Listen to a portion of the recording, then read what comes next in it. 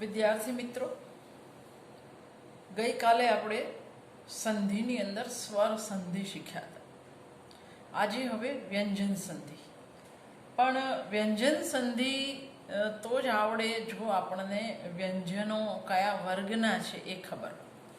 જયંત કોઠારીનું આ પુસ્તક છે ભાષા પરિચય અને ગુજરાતી ભાષાનું સ્વરૂપ. એનો એક પાનું ફોટો લઈને તમારામાં નાખીશ. આપણને એવી ખબર હોવી જોઈએ કે ક ખ ગ ઘ છે એ કંઠ્ય વ્યંજન છે. એવી આપણને કંઠમાંથી ઉચ્ચારાય તે કંઠ્ય વ્યંજન. આપણને એવી ખબર હોવી જોઈએ કે ચ છ જ ઝ એ તાલવ્ય વ્યંજન છે. તમે જ્યારે બોલશો ત્યારે તમે જોજો કે ચ છ ક્યાંથી બોલાય છે, ક તો એ કંઠ્ય ગળામાંથી, આ તાળવે જી વળે છે. પછી ટ ઠ ડ અને ઢ એ મૂર્ધન્ય વ્યંજન છે. મૂર્ધા મૂર્ધા એટલે તાળવાનો સૌથી ઉપરનો ભાગ. આપણે કોઈને મૂર્ધન્ય સાહિત્યકાર બહુ આસાનીથી કહી દઈએ છીએ. હાલી મવાલી માટે પણ આપણે મૂર્ધન્ય શબ્દ વાપરી દેતા હોઈએ છીએ, પણ ધ્યાન રાખવું જોઈએ મૂર્ધન્યનો અર્થ શું થાય છે, સૌથી ઉપર, એનાથી ઉપર બીજું કશું નથી. તો તાળવાનો સૌથી ઉપરનો ભાગ જેને મૂર્ધા, ટ ઠ ડ ઢ, આ તમે ઉચ્ચારશો ત્યારે તમારી જીભ છે એ મૂર્ધાને તાળવાના સૌથી ઉપરના ભાગને આવશે. દંત્ય વ્યંજન ત થ દ ધ, જીભનું ટેરવું નીચલા દાંતને અડશે. ત થ દ ધ, તો એ દંત્ય વ્યંજન છે. આ વ્યંજનોના વર્ગ આપણને આવડે તો જ આપણને વ્યંજન સંધિ આવડે. અને ઓષ્ઠ્ય વ્યંજન પ ફ બ ભ, પ ફ, બે હોઠ અડે એટલે ઓષ્ઠ્ય વ્યંજન. દરેક વર્ગને એક એક અનુનાસિક છે. દાખલા તરીકે ક ખ ગ ઘ અંગ, વાંગમય વાળો અંગ. ચ છ જ ઝ ય, ટ ઠ ડ ઢ અણ, ત થ દ ધ ન, પ ફ બ ભ મ. તો દરેક વર્ગને એક અનુનાસિક પણ છે. અનુનાસિક એટલે જે બોલતી વખતે હવા છે તે નાકમાંથી પસાર થાય તે અનુનાસિક. હવે આ બધા વ્યંજનોના પાછા આવા પણ ભાગ પડે, ઘોષ વ્યંજન અને અઘોષ વ્યંજન, અલ્પ પ્રાણ અને મહાપ્રાણ. એટલું બધું વિગતે તમારા માથામાં અત્યારે ના નાખી શકાય, પણ આટલું તો તમે કરી શકો. ક ખ ગ ઘ કંઠ્ય એટલે તમારો જે કક્કો છે એને આવી રીતે તમે વિભાજિત કરી દો, ચાર ચાર ચાર ચાર ચાર, અને પછી પાંચમું જે છે એ અનુનાસિક. ક ખ ગ ઘ અંગ અનુનાસિક. કંઠ, તમને કોઈ પૂછે કે કંઠ્ય વર્ગના વ્યંજનોનું અનુનાસિક કયો, તો અંગ એ આપણને એની જાતે આવડે. ઓષ્ઠ્ય વર્ગના વ્યંજનોનું અનુનાસિક કયું, તો મ, આ એની જાતે આપણને આવડે, જો આ રીતે આપણે શીખ્યા હોઈએ તો. એટલે આ કોઠો આપણને આવડવો જોઈએ. ક ખ ગ ઘ કંઠ્ય, ચ છ જ તો તાલવ્ય, ટ ઠ ડ ઢ તો મૂર્ધન્ય, ત થ દ ધ તો તાલવ્ય સોરી દંત્ય, પ ફ બ ભ મ ઓષ્ઠ્ય. એટલે જે સુરતના લોકો તનો ટ કરે છે એ જો ઉચ્ચારણમાં ધ્યાન રાખે, અરીસા સામે જોઈને તમે તદંત્ય છે તો એ કદી ગરબડ કરી શકે નહીં, પણ કરે છે. ટમે ટમે ટમે એ કરે છે, એવું થઈ શકે નહીં પણ કરે છે. લ છે એ પાશ્વિક વ્યંજન છે. પાશ્વિક, જીભ બિલકુલ જે દેશી નળિયું હોય એ ઊંધું મૂકો તો કેવું લાગે એવા શેપ થાય જ્યારે લ બોલાય ત્યારે. ર છે, ર એ પ્રકંપી વ્યંજન છે. ર બોલો ત્યારે તમારો જીભ એક કંપે છે. ર એટલે એને પ્રકંપી વ્યંજન કહેવાય. તો આટલું જરાક આપણે યાદ રાખીએ. શ એ તાલવ્ય છે, મીંડાવાળો શ, પણ ફાળિયો શ એ મૂર્ધન્ય છે. અને સસલાનો સ એ દંત્ય છે, સ એ દંત્ય છે. તો આટલું સાદું જરાક આવડે તો પછી વ્યંજન સંધિ આવડે. વ્યંજન સંધિના 10 થી 11 નિયમો છે. એમાં પહેલો નિયમ, પદાંત એટલે પદને અંતે આવતો. પદને અંતે આવતો મ પછી કોઈ પણ વર્ગીય વ્યંજન આવે. વર્ગીય વ્યંજન એટલે મેં કહ્યું પ્રમાણે કંઠ્ય, તાલવ્ય, મૂર્ધન્ય, ઓષ્ઠ્ય બધા વર્ગીય વ્યંજન કહેવાય. તો છેલ્લો મ ખોડો હોય પછી કોઈ પણ વર્ગીય વ્યંજન આવે તો મની જગ્યાએ અનુસ્વાર થાય અથવા પછીના વર્ગીય વ્યંજનના સ્થાનનો અનુનાસિક થાય. પછીના, દાખલા તરીકે સમ વત્તા કટ, તો સંકટ અનુનાસિક અનુસ્વાર આવ્યો, પણ અનુનાસિક હોય તો અંગ સંકટ. સમ વત્તા જય, મનો શું થઈ જશે? અનુસ્વાર સંજય. સમ વત્તા પત્તિ, સંપત્તિ અનુસ્વાર. અને જો અનુસ્વાર નહીં તો મ અર્ધો સંપત્તિ એ વર્ગનો અનુનાસિક. સમ વત્તા ચય સંચય. સમ વત્તા તાન સંતાન. સમ વત્તા મુખ સમ્મુખ. ઘણા સન્મુખ કરે છે, એ ખોટું છે. સમ્મુખ એ જ વર્ગનો અનુસ્વાર. અલમ વત્તાકાર અલંકાર. હવે બીજો નિયમ, પદાંત મ પછી વર્ગીય વ્યંજન સિવાયનું કોઈ પણ વ્યંજન આવે તો મના સ્થાને અનુસ્વાર થાય. અહીંયા અનુનાસિક વાળો નિયમ નથી, અનુસ્વાર જ થાય. ક્યારે? પદાંત મ પછી વર્ગીય વ્યંજન સિવાયનું વ્યંજન આવે. પહેલામાં શું હતું? કોઈ પણ વર્ગીય વ્યંજન આવે એટલે એ ક આવ્યો, જ આવ્યો, પ આવ્યો, એ વર્ગનું વ્યંજન હતું, ઓષ્ઠ્યનું હતું. ક એટલે કંઠ્ય વર્ગનું હતું. હવે વર્ગીય વ્યંજન સિવાય આ 5 વર્ગ હતા એમાં નહીં, એ સિવાયનું હોય તો સમ વત્તા યમ. ય એ તો અર્ધસ્વર છે, એ કોઈ વ્યંજનમાં આવતું નથી. તો સંયમ, મના સ્થાને અનુસ્વાર સંયમ. સમ વત્તા યોગ સંયોગ. સમ વત્તા રક્ષણ, ર પ્રકંપી છે, એ પેલામાં નથી આવતું, વર્ગીય વ્યંજનમાં નથી આવતું. તો સમ વત્તા રક્ષણ સંરક્ષણ. સમ વત્તા લાભ સંલાપ. સમ વત્તા વાર સંવાર. સમ વત્તા શય સંશય. સમ વત્તા સ્કાર સંસ્કાર. સમ વત્તા સ્કૃત સંસ્કૃત. સમ વત્તા સ્થા સંસ્થા. સમ વત્તા હાર સંહાર. વર્ગીય વ્યંજન ન હોય તો માત્ર અનુસ્વાર આવશે. ત્રીજો નિયમ, અનુનાસિક સિવાયના કોઈ પણ વ્યંજન પછી સ્વર કે ઘોષ વ્યંજન આવે તો પહેલા વ્યંજનના ઠેકાણે તેના વર્ગનું ત્રીજું વ્યંજન આવે.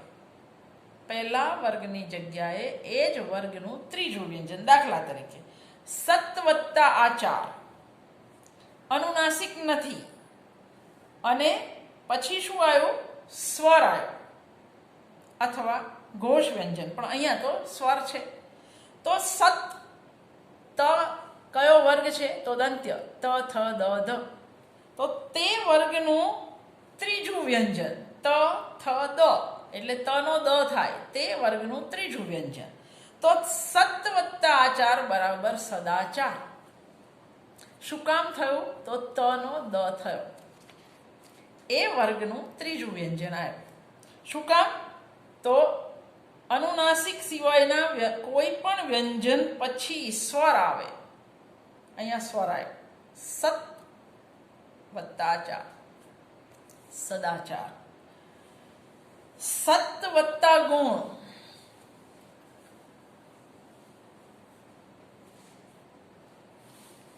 ગ જે છે એ કંઠ્ય વર્ગ છે પણ ઘોષ છે. એટલે સ્વર અથવા ઘોષ વ્યંજન આવે તો તરત જ સદ્ગુણ ત્રીજું વ્યંજન. જગત વત્તા ગુરુ, જગદગુરુ. ભગવત વત્તા ગીતા, ભગવદ્ ગીતા. આ ત્રીજો નિયમ.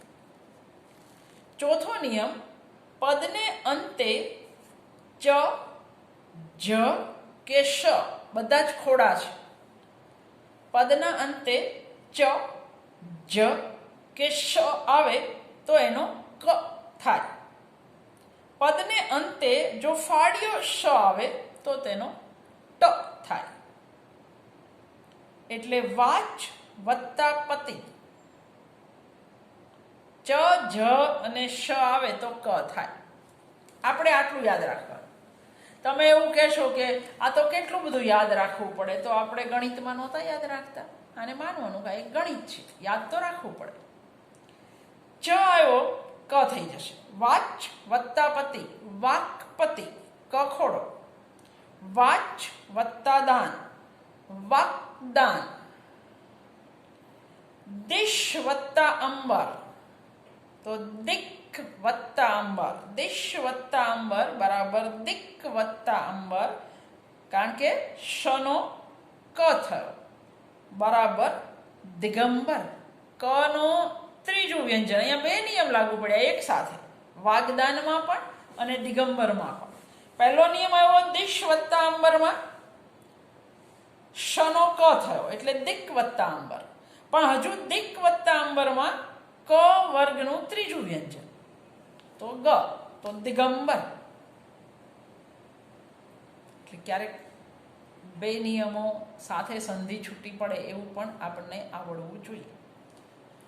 શશ બેઉ ફાડ્યા વત્તા રીપુ, તો શનું શું થાય?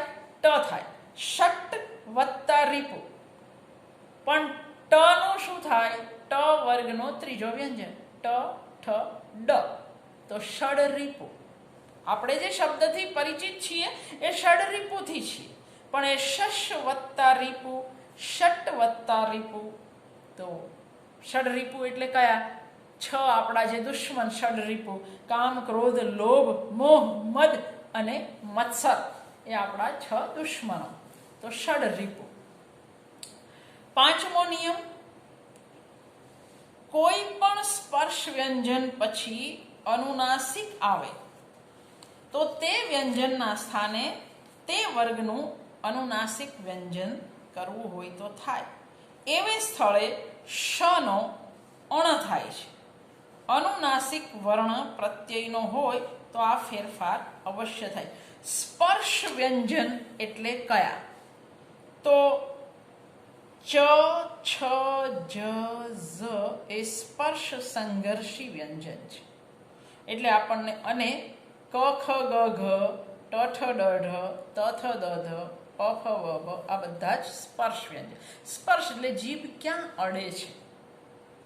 પેલા જે છે ચ, છ, જ, ઝ એ સ્પર્શ સંઘર્ષી વ્યંજન છે, પણ કંઠ્ય, મૂર્ધન્ય, દંત્ય અને ઓષ્ઠ્ય એ સ્પર્શ વ્યંજન છે.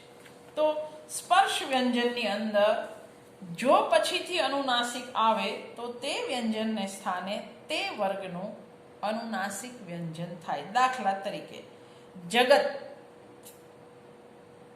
વત્તા નાયક, તો ત જે છે એ પેલા નિયમ પ્રમાણે દ થઈ જશે. જગત નાયક અને પછી જગન્નાયક એ વર્ગનો અનુનાસિક, દનો ન થઈ જશે. ઉદ્દ વત્તા મત, તો દ નો ન થઈ જશે. ઉન્મત, ઉદ્દ વત્તા મત, ઉન્મત તે વર્ગનો અનુનાસિક, તો દ વર્ગનો અનુનાસિક કયો છે? ન. દિશ વત્તા મૂઢ, તો શનો ક થયો નિયમ 4 પ્રમાણે. દિક વત્તા મૂઢ, દિગ્મૂઢ. અથવા અંગ વાપરીને પણ મોટે ભાગે આપણે દિગ્મૂઢ જ વાપરીએ છીએ. વાચ વત્તા મય, ચનો ક થશે ચોથા નિયમ પ્રમાણે, વાક વત્તા મય, અને કનો એ વર્ગનો અનુનાસિક એટલે વાંગ્મય. વાંગ્મય એટલે વાણીનું બનેલું, વાંગ્મય એટલે સાહિત્ય. તત્ વત્તા મય, તનો એ વર્ગનો અનુનાસિક તો તન્મય. તત્ વત્તા માત્ર, તન્માત્ર. છઠ્ઠો નિયમ, અનુનાસિક સિવાયના કોઈ પણ સ્પર્શ વ્યંજન પછી અઘોષ વ્યંજન આવ્યું હોય તો તે સ્પર્શ વ્યંજનના સ્થાને તે જ વર્ગનું પહેલું વ્યંજન થાય. દાખલા તરીકે અનુનાસિક સિવાયના કોઈ પણ સ્પર્શ વ્યંજન, એટલે સ્પર્શ વ્યંજન એટલે કંઠ્ય, મૂર્ધન્ય, દંત્ય, ઓષ્ઠ્ય, કખ ગઘ, ટઠ ડઢ, તથ દધ, પફ બભ અનુનાસિક નહીં. એ સિવાયના સ્પર્શ વ્યંજન પછી જો અઘોષ વ્યંજન આવે તો તે સ્પર્શ વ્યંજનના સ્થાને તે જ વર્ગનું પહેલું વ્યંજન થાય. દાખલા તરીકે વિપત વત્તા તી, દ વર્ગનું વિપત વત્તા તી, વિપત્તિ. દનો કોઈ પણ સ્પર્શ વ્યંજન પછી અઘોષ વ્યંજન આવ્યું તો સ્પર્શ વ્યંજનના સ્થાને તે વર્ગનું પહેલું વ્યંજન. દ વર્ગનું પહેલું વ્યંજન કયું તો ત, થ દ ધ. એટલે અહીંયા આગળ વિપત વત્તા તી, વિપત્તિ. ઉદ વત્તા પાત, ઉત્પાત. ઉદ વત્તા પન્ન, ઉત્પન્ન. બધે પહેલું વ્યંજન આવ્યું ત. શરત વત્તા કાળ, શરત્કાળ. સંપદ વત્તા તી, સંપત્તિ. કેમ દ નો ત થયો કે એ વર્ગનો પહેલું વ્યંજન લેવાનું છે તો દ વર્ગનું પહેલું વ્યંજન એ ત છે. સાતમો નિયમ, સ કે ત વર્ગના કોઈ પણ વર્ણનો યોગ શ કે ચ વર્ગના કોઈ પણ વર્ણ જોડે થાય તો સ નો શ થાય. સ સસલાનો, શ શકોરાનો થાય અને ત વર્ગના વ્યંજનના બદલે ચ વર્ગનું એને મળતું વ્યંજન થાય. નિયમો અઘરા છે પણ ઉદાહરણથી અઘરા નહીં લાગે. અને પહેલા તો આ કોઠો આવડવો જોઈએ, કયા ઘોષ છે, કયા અઘોષ છે, કયા સ્પર્શ છે, કયા સંઘર્ષી છે, કયા પ્રકંપી છે, કયો ત્રીજો અક્ષર થાય, કયો પહેલો અક્ષર થાય, દંત્ય વર્ગનો પહેલો કયો થાય, દંત્ય વર્ગનો ત્રીજો કયો થાય, એ ખબર હોવી જોઈએ. દાખલા તરીકે ભગવત વત્તા ચરણ, તો સ કે ત વર્ગના કોઈ પણ વર્ણનો યોગ શ કે ચ વર્ગ એટલે ભગવત અને વત્તા ચરણ એટલે ચ સાથે યોગ થયો તો સ જે છે એનો શ થાય જો સ હોય તો, અને જો ત વર્ગના વ્યંજનના બદલે ચ વર્ગનું વ્યંજન આવે એટલે ભગવત વત્તા ચરણ, તો ત ની જગ્યાએ કયો એને મળતું ભગવત ચરણ, ચ બે થઈ જશે, ડબલ થઈ જશે.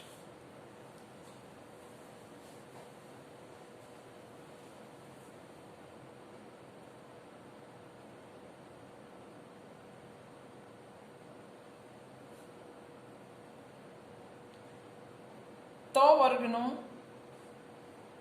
વ્યંજનને બદલે ચ વર્ગનું, એટલે ત છે તે પહેલું છે તો ચ વર્ગનું પહેલું વ્યંજન કયું તો ચ, એટલે ભગવત વત્તા ચરણ બરાબર ભગવત ચરણ, ચ વત્તા ચ. સત વત્તા જન, હવે ત ની જગ્યાએ જ વર્ગનું કયું વ્યંજન આપણે મૂકી શકીએ? સત વત્તા જન, સજ્જન. સત વત્તા જન બરાબર સત વત્તા જન બરાબર સજ્જન. ઉદ વત્તા ચાલન, ઉચ્ચાલન. ઉદ વત્તા ચાર, ઉચ્ચાર.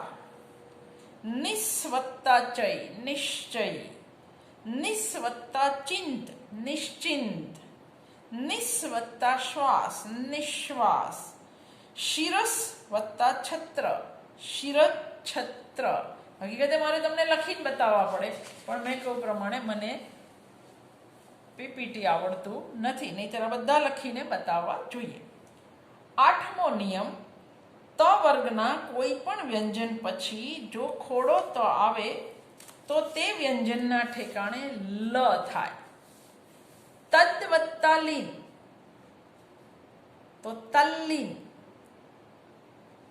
ઉદ વત્તા લાસ, ઉલ્લાસ. ઉદ વત્તા લંઘન, ઉલ્લંઘન. બધે જે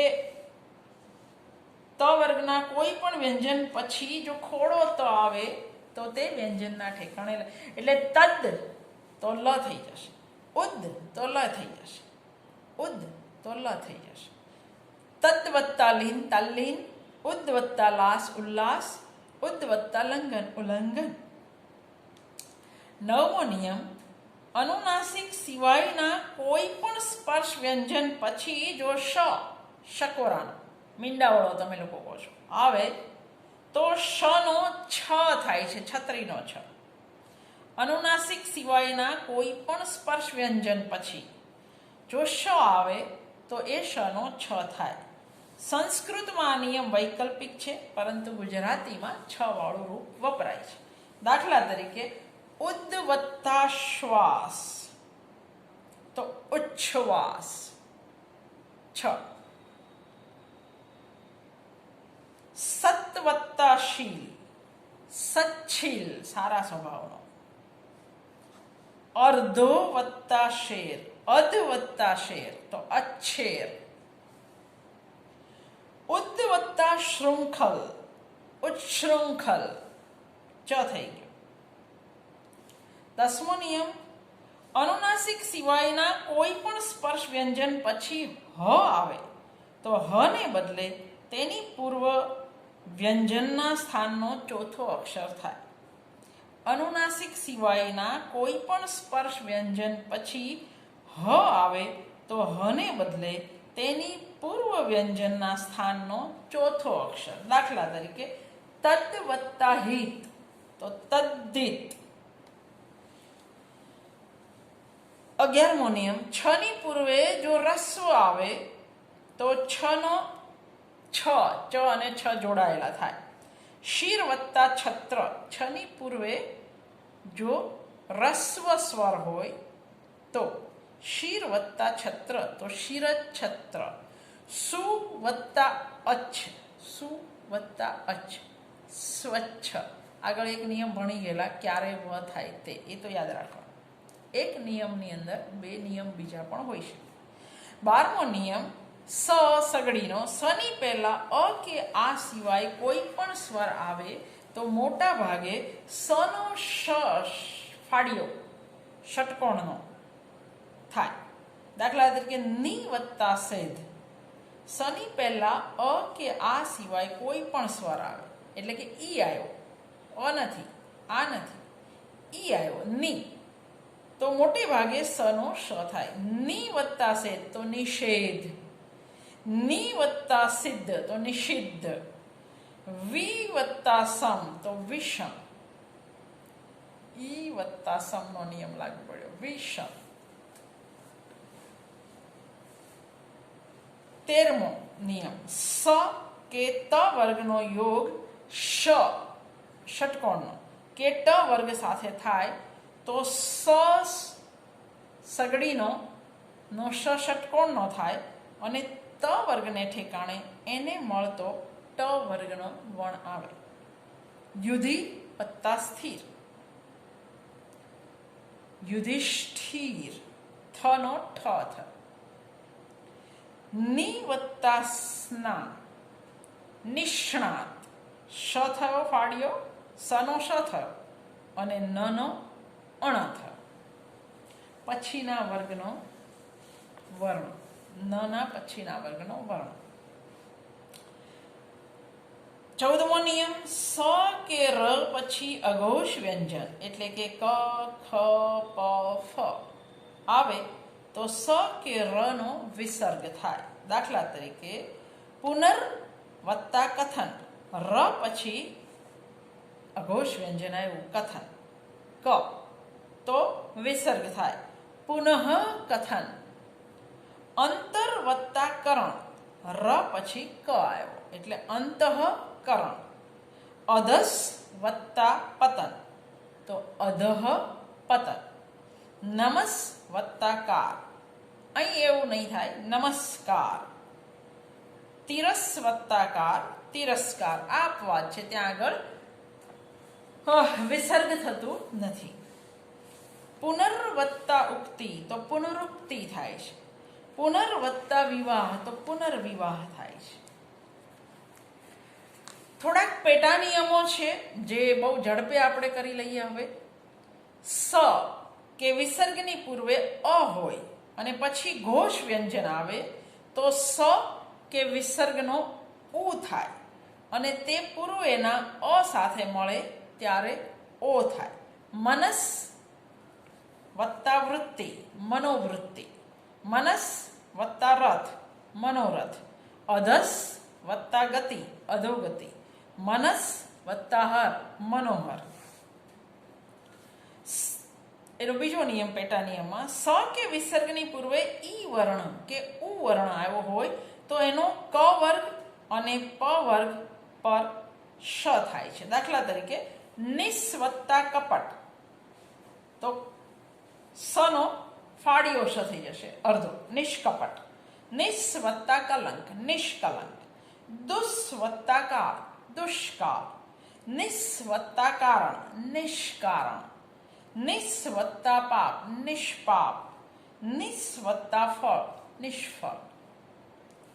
ત્રીજો નિયમ, વિસર્ગની પૂર્વે અ કે આ સિવાય કોઈ પણ સ્વર આવે અને પછી સ્વર કે ઘોષ વ્યંજન આવે તો વિસર્ગનો ર થાય. ર પછી ર આવે તો એક ર ઉડી જાય. દાખલા તરીકે નીર કે નિહ વત્તા અર્થક તો નિરર્થક. નિહ વત્તા લજ્જ તો નિર્લજ્જ. નીર કે નિહ વત્તા રોગ, નીર એટલે નિહ વત્તા રોગ તો નિરોગ. નિહ વત્તા રસ, નિરસ. આ બધા રસ્વ છે એ દીર્ઘ થઈ જાય. નિહ વત્તા રોગ, નિરસ્વ છે, નિરોગમાં દીર્ઘ થઈ જાય. દુર વત્તા ગતિ, દુર્ગતિ. તો આ બધા નિયમો આપણને યાદ રાખીએ તો સંધિ છૂટી પાડતા આવડે. દાખલા તરીકે નિહ વત્તા શંખ તો નિહ શંખ, વિસર્ગ રે છે. નિહ વત્તા શેષ, નિશેષ. નિ વત્તા સાર, નિસાર. નિ વત્તા સ્પૃહ, નિસ્પૃહ. અને રસ્વ જ રહેશે ની. વિસર્ગ પછી શ કે શ કે સ આવે તો વિસર્ગ એમનો એમ રહે અથવા વિસર્ગનો અનુક્રમે શ, શ કે સ થાય.